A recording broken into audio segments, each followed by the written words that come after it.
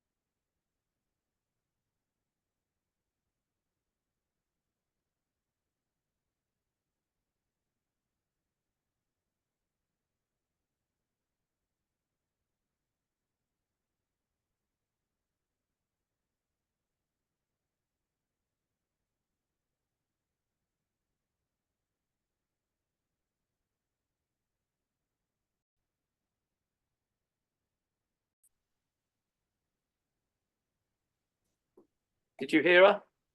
I did. Okay. Welcome, Tracy. Thank you ever so much for joining us.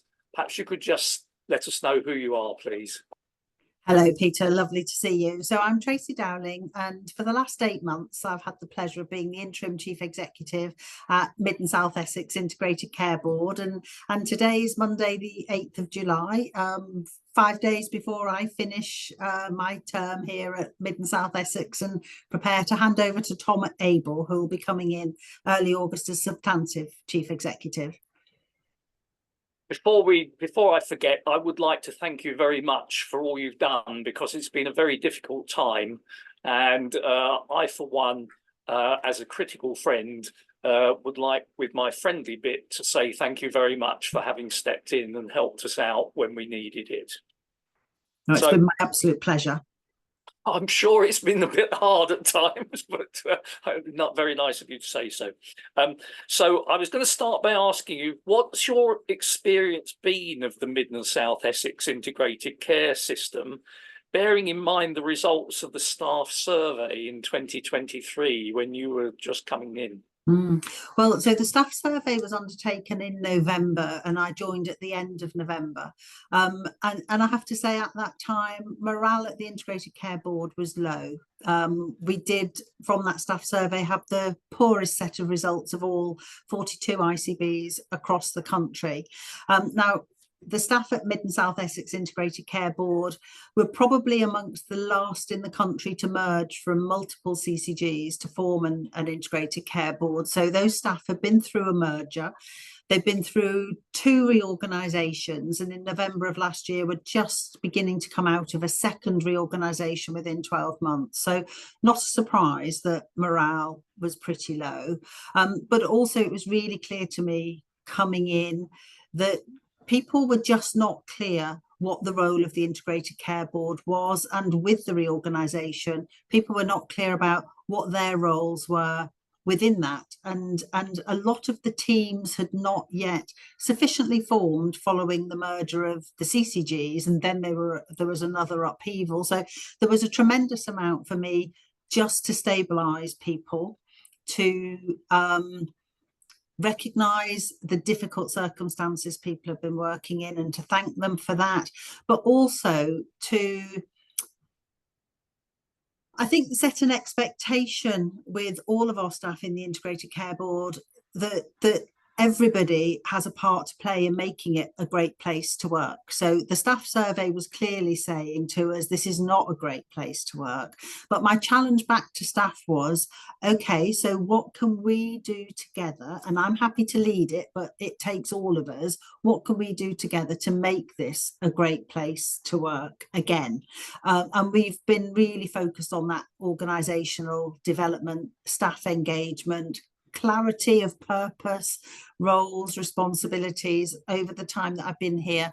And we now survey our staff every 3 months. And I'm really pleased to say that our first of those quarterly surveys showed some really significant improvement in the majority of areas. So things are definitely better than they were last November, but there's still quite a long way to go. Well, thank you very much for achieving that. That's very helpful. So you also came in just after we sort of got over the pandemic. So I wonder what you think is the legacy today from the COVID pandemic, and how does that need to be addressed? So I don't think we have got over the pandemic yet for the NHS. And I think COVID was like a war for healthcare, and we had something close to 2 years where actually we didn't have any business as usual operating practices, and therefore it's no surprise that our waiting lists are so long, because people didn't stop getting other illnesses whilst the pandemic was running on, and therefore it's going to take an awfully long time to catch up those backlogs. We also, during those years of the pandemic, had lots of staff leavers. There was a big retirement across the country in all industries. That included healthcare, so we lost lots of experienced staff. We've recruited in lots of staff, but they've just not got that same level of experience when you look at that in aggregate as perhaps the people had that have moved on from healthcare. And an awful lot of people were just incredibly physically and mentally and emotionally exhausted after the pandemic. But there's no stopping, there's no break to recover, because the work doesn't stop, you have to continue.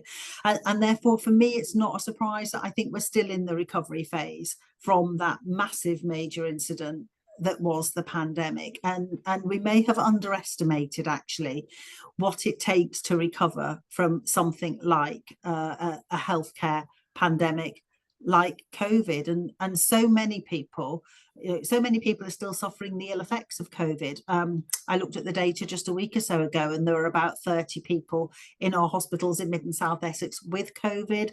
We know there are lots of people with long COVID and still suffering the consequences of that, and lots of people who've lost families, loved ones, colleagues during the pandemic, and it takes time to get over that, quite frankly. So I think we've underestimated the scale of time that it takes to recover from the pandemic, and I think we're still in that recovery phase.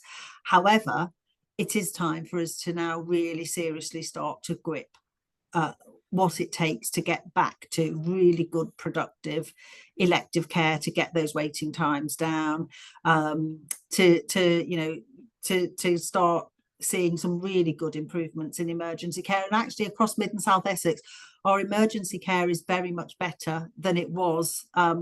This last winter was very much better than the winter before. Our ambulance handovers are excellent. They're amongst the best in the region. So the recovery is happening, but it's happening quite slowly. And I think if you're on a waiting list, quite frankly, in pain, waiting for a joint replacement or waiting for eye surgery or other surgery, that's really very little consolation, is it? You want that treatment that you need so you can get back to living a good quality life again. Yes, and obviously we're here to represent the interests of the patients and public. But as you know, we've just produced a film about the impact of COVID on dying, death and bereavement. And one of the big things that came out of one of the recent showings that we had at Anglia Ruskin University was the impact it's had on the staff. And that, 4 years on, the staff have been badly affected by the stresses and strains and haven't had time to really deal with that.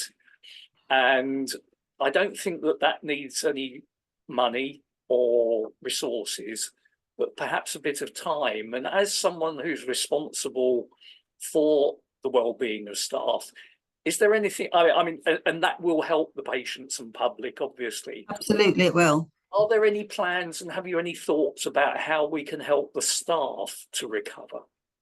Yeah, I think understanding and appreciating that impact of the pandemic is still real for people is the first thing that we can do. I think as leaders, it's important that we're compassionate in how we support our staff and work with our staff, and we control a lot more often than we think we do. So we can give people that time. We can have regular one-to-ones with our staff and listen to them. listen to what's impacting upon them and give them that space. There is psychological support that's been available for staff and continues to be made available for people should they need that safe and expert place to go to talk about what they've been through.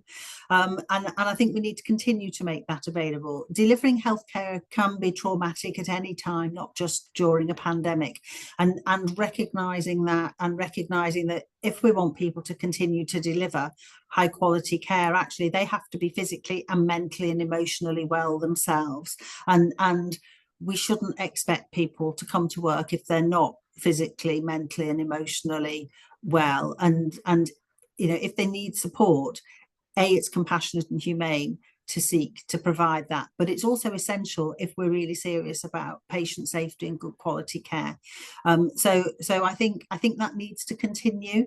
The other thing that's often really helpful is making time for your teams to spend time as a team thinking about the services that they're providing, how they're providing those services, what they think would improve those services and make them better. I have observed coming back since the pandemic that we appear to have complicated an awful lot of the way in which we deliver healthcare services, and it's really challenging to find your way around the health and care system. It's challenging as a professional who works in the health and care system. So as a patient, you know, that can be doubly confusing. And I think there's some real transformation work we need to do to simply get back to the fundamentals of good communication, straightforward patient care pathways, best practice pathways, and make it as easy as we can for the people delivering healthcare and the people providing healthcare. Staff and patients often give us very similar feedback about the things that they're not satisfied with, because they're working in that, they're delivering care in that same environment as patients are receiving it. The things that frustrate patients are very often the same things that frustrate our staff. And I'm a real believer, and I always have been, in empowering our staff to make the improvements that they think will deliver the best care. And when I've experienced that being done most powerfully is when I was a chief executive in the Mental Health Trust, and we co-produced all of our service redesign with service users and their families and carers. That was a really vital part. And when you can get that working together, strong and part of your culture, you can really transform the way in which services are delivered with very little money oftentimes, actually. But I think at the moment we've really complicated the way in which healthcare is delivered, and some of what we need to do is to bring back just some simple, straightforward processes and systems of delivery. Thank you. As I said, obviously our job is to advocate for the patients and public. But I, because of the work I do, recognise the heroic efforts of the staff, and I'd like you to pass on our thanks. They don't get an easy time. The frustration and anger of the patients and public, you recognise, and sometimes it's come out in ways that aren't the best in terms of the way they've talked to and treated staff. But I think it's important that we realise it's been just as difficult for you working in the system. That's kind, thank you. Thanks, because I'm hoping that we'll be able to continue to work together for the sorts of improvements that you see and that people like see, and that we can communicate effectively to the patients and public to help them to understand today's NHS as opposed to the 1948 Dr. Finley's casebook one. Absolutely, and it is very different now. People's health needs are different, much more complex. People's expectations are much higher as well. But also sometimes some of those things from Dr. Finley's casebook, actually, if people want to see a GP, seeing somebody in that primary care practice quickly, you know, we should be able to do that. We should be able to do that. And in the majority of times, actually, we do. But I think what we hear a lot about is when that doesn't work, rather than the majority of times that it does. my wife is a retired nurse, and when I found her 1969 letter when she was accredited to the RCN. And I know that when she was answering any of her exam papers, if she hadn't said that the first thing she did was open the window, pop up the pillows and make them comfortable, she'd have failed. I think it's quite like that these days. It's very technical. That's not a criticism, but an observation. And that care, that personal interaction is really important. But I'm sure you'd agree with that. So how do you feel? How did you feel when you joined us that 8 months ago? And how do you feel today? So I felt a little bit excited and a little bit nervous. I retired from, I was chief executive of Cambridge and Peterborough Mental Health and Community Trust, and I'd retired just short of 2 years prior to joining you. But earlier in my career, about 6 years ago, I was the chief executive of Cambridge and Peterborough CCG. So I had a strong, long background in commissioning as well as in provision. So I was a little bit interested to know, can I still do a chief executive's job? I was fascinated to know whether integrated care boards and integrated care systems are really different to the previous clinical commissioning groups. And I was fascinated to know whether what I've been hearing and reading about the focus on addressing inequalities and working with and through communities, whether that was really happening in practice. So I was excited, a bit of trepidation. Lots of people told me that the Mid and South Essex system was enormously challenged, and that a number of people said, why would you come out of retirement to travel all the way from Norfolk to Essex to do such a challenging job? And I think, I'm not sure I still know the answer to that question, why. But I have to say, I have thoroughly enjoyed it, Peter, thoroughly enjoyed every single day of it, actually. And yes, there are enormous challenges, but there are an enormous volume of people who are quite frankly up for that challenge. And I think there are some really vital ingredients within Mid and South Essex that make me very optimistic for the future. There are some people with real vision for what modern health and care services should be, and those people, particularly through the clinical stewardship, are starting to put that into practice. I think that's enormously exciting and leading the way in for the East of England and nationally, in terms of what some of those models of care, such as our virtual wards, frailty, our urgent care hubs, what that's looking like. So I feel that Mid and South Essex is really well served in terms of its clinical stewards who work across organisational boundaries to establish best practice. I also think that we've got enormous financial challenges in this system, but we're not underfunded. And therefore, I think if we are very methodical about understanding what good, efficient and effective delivery of health and care services look like, and if we are able to take some brave decisions around things like the electronic patient record, around how we utilise our estate and how we invest in estate, and that is going to mean some rationalisation of estate, I think, but also how we join up within our communities with the assets that are within that community and are not precious about our organisational boundaries, then I think that Mid and South Essex can overcome those financial challenges. It will take a few years, but I think it's absolutely possible.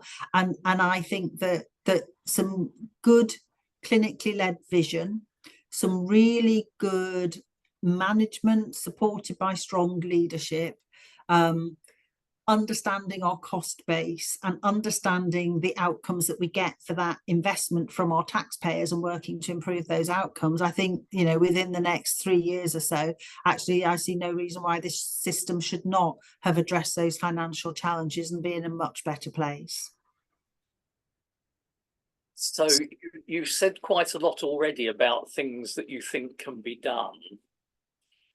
With your hand over to Tom, what do you think, what are you going to suggest to him should be his priorities, and what do you want to see him do in his first 100 days and first year? So I think his priorities need to be making sure that the plans that we've got in place this year get delivered, and that's not without challenge, because the plans for this year are a significant step up from that which has been delivered in previous years in terms of efficiency. I think a real priority is to reduce the use of bank staff, particularly, but bank and agency staff across the NHS in Mid and South Essex. And whilst it's the providers rather than the ICB that are employing those bank staff, I think it is for the ICB to hold to account our system delivering the plans that it has set out. I also think a real priority is making sure that we continue to make the improvements in reducing waiting times. Part of our plan is to treat more patients through off of the waiting lists in planned care. So making sure that we massively increase the numbers of people who we are treating, to make sure that, you know, we are running full, really productive operating lists, really productive outpatient clinics. I also think there is a priority in cancer services, and I've chaired the Cancer Oversight and Assurance Committee in Mid and South Essex for the last couple of months, and I've already handed that over to Tom, because I think that is an area where people wait too long in Essex, and that's a clinical priority. This is not all about finances. That is a clinical priority, and I think what I would say to Tom is we need to do the if you like, the three-legged stool of yes, we need to live within our financial resources. We need to make sure our services are of high quality and that they're safe, and we need to deliver on the performance improvement, things like the waiting times standards that we have, and we can only do those things if we have a workforce that's well motivated, well supported, and well trained and skilled. And so I think the work that is happening around education and skills now and for the future, and making sure that our workforce is getting the skills that it needs for the future of healthcare delivery, really has to be a priority of Tom. It's not all about the here and now. Some of it is having that future look. So 8 months ago, when you came in, you were curious. What's your conclusion from your experience about the integrated philosophy that's been brought in? So I think I am concluding that it's probably further advanced than I thought it would be, actually. And I think particularly in Mid and South Essex, if I think about the work that our alliances are doing in each of our 4 geographies, the integrated care board staff working with our integrated neighbourhood teams, our primary care networks, some of that is really mature and really well advanced. If I think about, I visited one of the medical wellbeing centres in Thurrock, and could absolutely see walking around that the social care staff with the primary care staff with community services staff were working as one team on one floor in their separate specialties, but overlapping really naturally with the people they look after, absolutely at the centre of that. And I don't think I'd have seen that 3 years ago. I think the other thing that I am incredibly impressed by is our ability now to use data to proactively work out whose care needs are increasing, and to plan and organise the delivery of that care before they need it in an anticipated way. And one of our GPs, Dr. Sarah Zaidi, has led some enormously successful work supporting people who are becoming frail, and some of whom have dementia, some of whom are approaching end of life. And Sarah has used data, she's used education and training, and used some consistent tools of really good management, good clinical practice for people who are frail and beginning to struggle, and whose health needs are going up. And I feel enormously optimistic that by being able to use data to understand our population's healthcare needs, but then drill that down to individuals and to work with them and their families and carers to personalise the care offer that they get through these teams working in communities. I think that's markedly and radically different to the way in which we were thinking about how we deliver care even 3 years ago. And I feel that has to be the direction for the future, as more of us will be living longer, and probably many of us will be living with multiple long-term conditions. And as we approach those last few years of life when our needs go up, most of us don't want to be going in and out of hospital. Most of us would much rather stay in our homes with the support in our homes. And that's the model of care that is being delivered now in large parts of Mid and South Essex. And it's great to see our clinical leaders lead the way on that. Thank you. I'm glad that I certainly was excited by the change to integration, because I was around when we had the split between commissioning and provision. And my experience has been that everyone disappeared into their silos, and I was the only one who was doing anything joined up. So I'd be asking 55 boards the same question, getting different answers. Whereas now we can ask you, as the ICB, the ICF, yes, the ICP, one question. Well, the trouble is we're only allowed to ask one question. But anyway, one thing I would ask is that perhaps in your handover note, you include something about engagement with patients and public as not being the first victim in something that's key, and also engagement with the voluntary and community sectors as well, yeah, because we're all in the same boat. And I think that collaboration, I do appreciate it's early days and work in progress, but I think if the communication could be prioritised and improved, I think that would help you. It would help me to be able to explain what you're doing and be a bridge to the people we represent. And none of us work in isolation, do we? And I think the voluntary, community and faith sectors deliver an enormous amount of support within their communities. And I think they are a really vital part of health and care. And therefore, I think being part of our integrated model of support is vital. But that needs resourcing. It doesn't, it's not a free good. It should be resourced, as should our other care. So I think there is more to do in that area. I know that our alliance directors understand that, because they frequently tell me about that. I think we need to be developing our community assembly. I think that's got quite a long way to go. It may have had a bit of a false start, but certainly I think there are things in terms of just how we understand our different communities, the assets that they've got, but the needs that they have and what some of those gaps are can really help us to make better decisions. Yeah, I mean, as you know, I've got two hats. I've got the Southwood and Ferrers Health and Social Care Group, and also helping with the assembly stuff. And there are differences. And I mean, with my Southwood and Ferrers hat on, I want as much information and engagement for the patients and public that I'll put on my website, on our social media, to explain what's going on, so that people understand the difficulties that you're facing and what you're doing about them. And in the same way, I'll feed back to you what they're saying, and it can be an effective joint effort. And I do understand that communication is often the first victim. But actually it needs to be the last.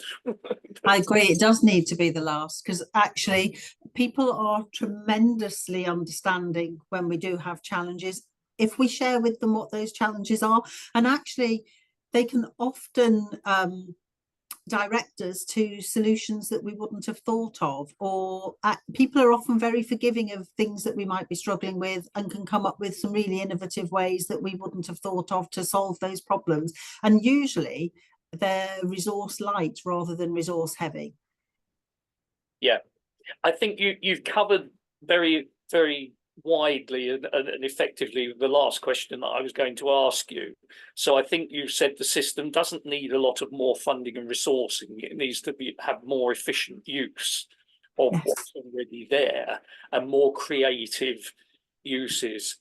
Yeah, So I think an area that I do think I can't let go, Peter, without saying an area that I think does need more resource is around capital estate. So the capital estate of the NHS, you know, our backlog maintenance is staggering in terms of need.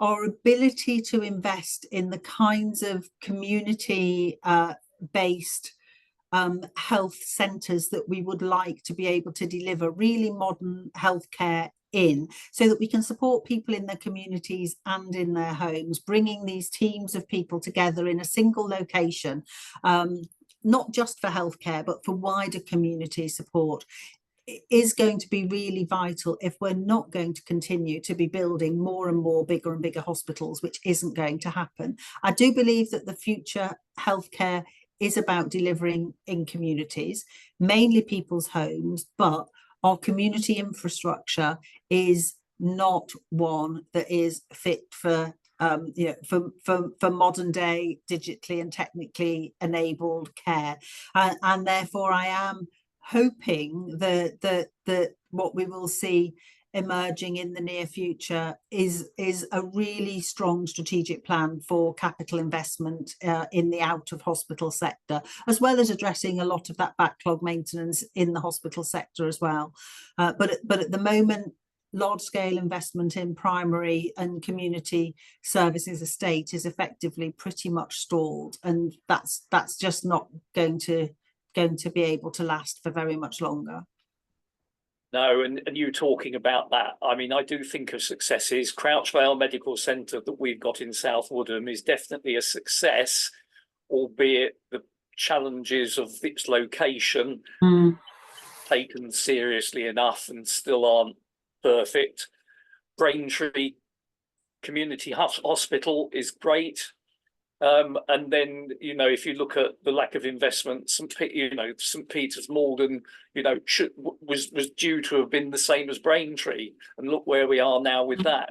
And with my knowledge of the Dengie and Woodham PCN, you've got the problems of Burnham, Southminster, and the other places with GP facilities which are underinvested in and need upgrading. But then there are all the difficulties of patients actually being able to get to the places. Yeah, I mean, for me, it is particularly those community bases where we can co-locate general practice, community teams, social care teams, third sector organisations, citizens advice, dentists, pharmacies. You know, the more we can put all that together in one modern building that shares data, that shares digital systems, the more easily we can meet the needs of those communities. You know, put it next to your leisure centres as well, and you're starting to get some really good infrastructure for health and well-being, and I think that's the future more than hospitals actually. You know, let's keep our hospitals for the things that can only be done in a hospital. You're talking 2008 plan for the NHS. I probably am. And well, no, that's why we've only got 3 stories on the Broomfield Hospital, a new part, rather than 4, because the aim was that you'd only go to a hospital if you were desperate, and everything would be all right because you'd be looked after in the community. And to be fair, I mean, acute medicine has continued to improve radically since then, in the last 15 years plus. But community medicine, and I think the integrated neighbourhood teams and the primary care networks are the real ground floor, and they are good. They will take time to develop. I mean, our primary care network has developed fantastically in over a year. Yes. And there's more stuff, and they are doing more preventative stuff. That's really good. But unfortunately, if you talk to the patients, you've got 7.5 million people waiting for operations and treatments and things. And you've got people who every day I see on Facebook, can't get through to the surgery because they haven't upgraded, you know, they haven't got modern technology enough on the comms side to be able to have an effective engagement, and then that builds up into I want to see a GP and I won't see anybody else, and then that builds into an argument with the receptionist who shouldn't need to know what they want, but they does need to know because of the services, etc. And that's where the communication, I think, has fallen down. People don't understand that change, that the receptionists are trained as know, because there's a range of people who they can go to, and then you've got the 30% of people who finish up in A&E who could have gone to the pharmacist. And I think, you know, your point about communication being so vital and should be the last thing to go, quite frankly. I don't think we've done a good enough job of communicating with the public about the breadth of healthcare professionals that you can now see in your GP practice. And the GP is now only one of a really big range of highly skilled people, musculoskeletal physiotherapists, paramedics, pharmacists, occupational therapists, our social navigators that can help people with all sorts of different things that are impacting on their well-being. But quite frankly, you don't need to see a GP. But I don't think we've communicated with people well enough what that breadth of skills are that are now available within primary care, and why it can often be better for you to see one of those people than to see your GP. So, you know, I think some of those complaints, I can't get to see my GP. Well, actually, people can get to see a whole range of healthcare practitioners now, but we haven't explained and discussed with people what that new model of primary care is. Nor given the opportunity at 8 o'clock in the morning to actually contact and speak to somebody or communicate effectively with somebody about the fact that they need an appointment, and it's relatively urgent. But if they could wait for a week, but if there aren't any appointments for a month, they can't wait for a month. Exactly. I think what we need to do is get some information about this onto the archers and casualty and that sort of stuff. And get it. No, but I'd love to help with this sort of campaign, because I think it's vital, and I try my best to explain it, but I come across the same both sides. Tracy, thank you very much. I will give you an opportunity to say anything else in case there's anything else you want to say, but I would like to thank you for your 8 months, because I think you've done a tremendous public service to Mid and South Essex, and I've seen at first hand the skills and the enthusiasm and energy you've brought to it, and that has helped the whole system be lifted at a time when it was in the doldrums because of everything that was going on. It's not been easy, but thank you very much.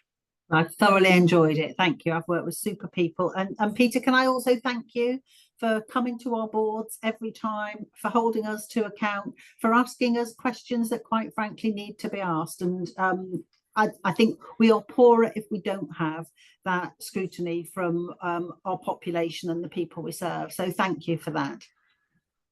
You're welcome. I've been a pain in the neck. I'm sorry. I'll stop recording now.